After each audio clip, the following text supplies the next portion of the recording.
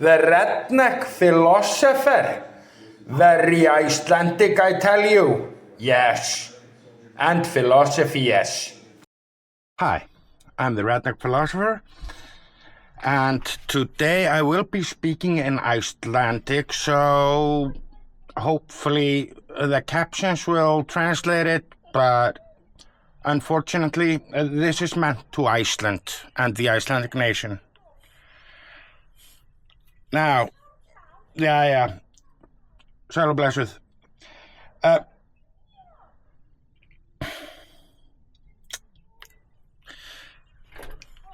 Fyrir ykkur sem í vafa hvað islam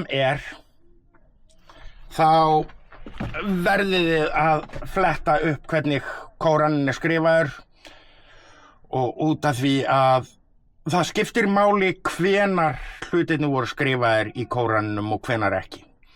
Og þessi fallegu hlutir sem í Kóraninum þú átt ekki að þú átt að vera næs við náungan og allt það skrifað í byrjun þess sem að Múhameð var að reyna að ljúga að fólki að hann væri einhver sérstakur tapi.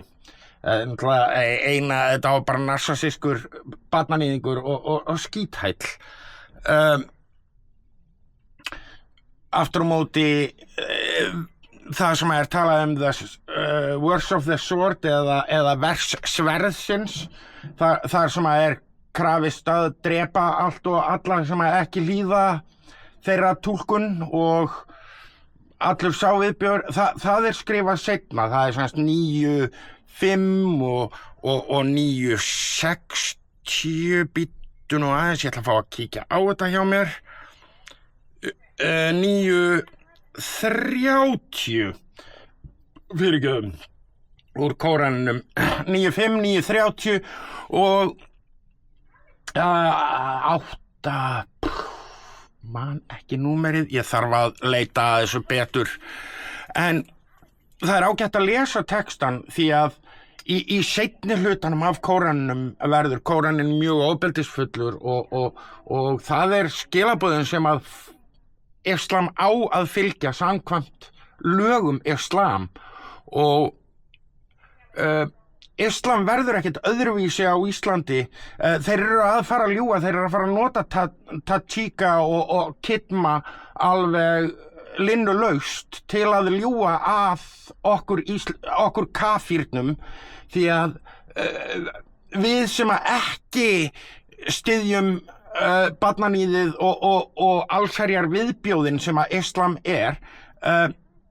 það þeirra heilaga skylda að með hvaða ráðum sem að valda okkur skaða og niðurlægja og koma illa fram við okkur. Þeim líka uppálagt að ljúga á meðan þeir eru fáir og eru hræddir að tapa slagsmálum. Enda líka sést það mjög vel að núna þegar þeir eru að verða helviti margir í Bretlandi hvernig Bretar eru að lenda í þessu, þannig að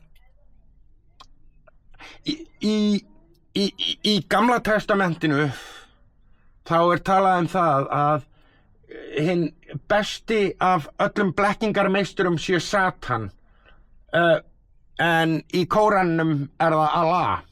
Það eitt og sér segir mikið til þeirra trúarbrögð. Þetta og ég vill ekki nota orðið trúarbrögð yfir Islam út af því að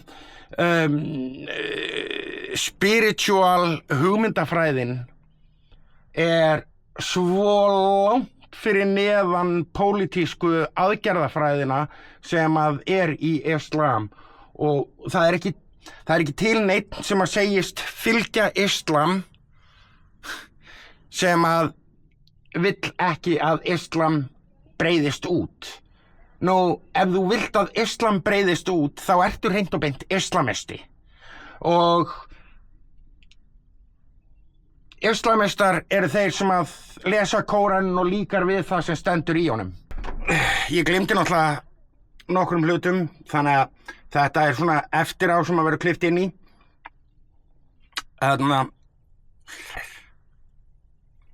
Í íslenskum lögum þá skýrt tekið fram siðferði og annað og nú ég ekki kristinn maður en Ísland samt kristið land samkvæmt lögum og siðferði islam svo langt í burtu frá því sem að siðferði kristinna manna eða bara Skandinavíu að ef við tökum í burtu nafnið islam og setjum bara hegðunina sem sagt meiri hluti allra hryðjuverka eru framin í nafni það skiptir ekki máli hvort ykkur heiminn eða Evrópu langflest hryðjuverk út af islam þannig að flest barnahjónabönd eru út af islam ástæðan fyrir innræktun þar sem að frændsystkini eru að giftast islam